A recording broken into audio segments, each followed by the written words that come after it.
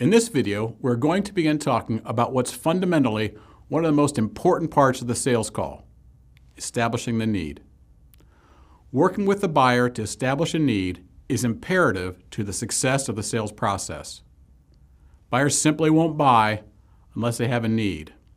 As mentioned in previous video segments, how a salesperson interacts with the prospect depends on where that prospect is in the buying decision process.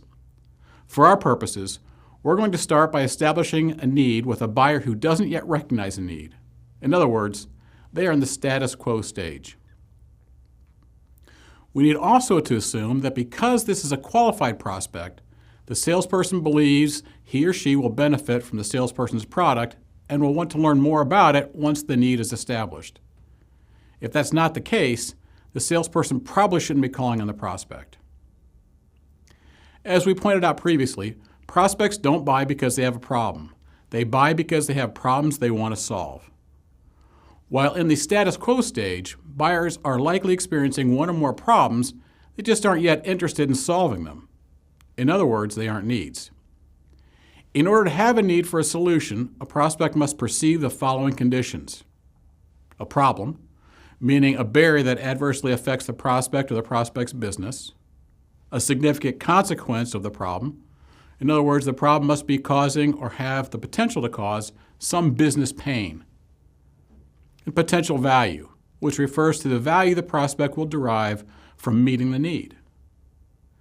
During the need discovery process, the salesperson uses strategic questioning to help the prospect recognize those conditions. After opening the sales call, including providing the WIFM and an agenda, the salesperson should transition into and begin the need discovery process. First, the salesperson should seek to confirm information he or she gained from pre-call planning, and then ask any other questions designed to uncover facts that will help the salesperson better understand the prospect's situation, including any strategic objectives the prospect is pursuing. Let's go back to the example from the previous video in which Natalie, a salesperson for a cloud-based document management service, is calling on the superintendent of a local school system. Here are some questions Natalie might ask.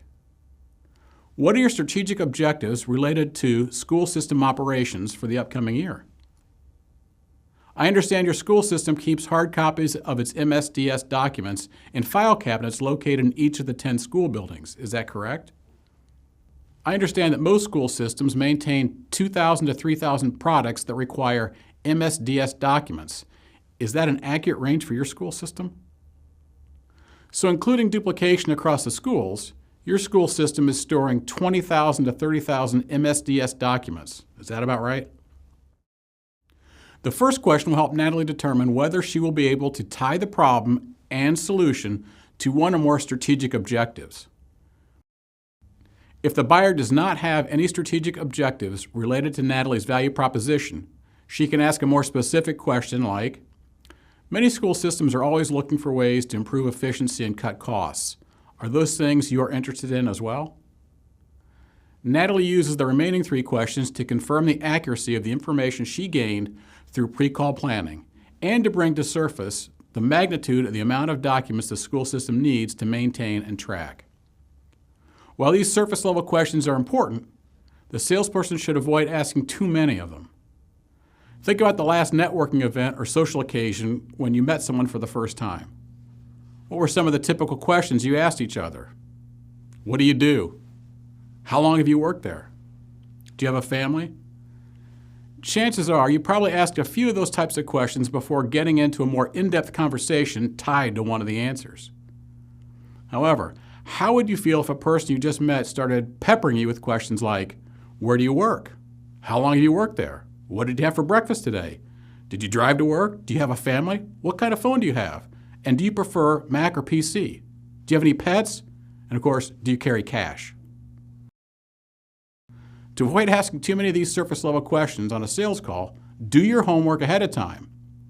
Once the salesperson has confirmed or uncovered relevant facts about the prospect or the prospect's business, the salesperson should begin probing for challenges or areas of dissatisfaction the salesperson may be able to resolve with his or her solution.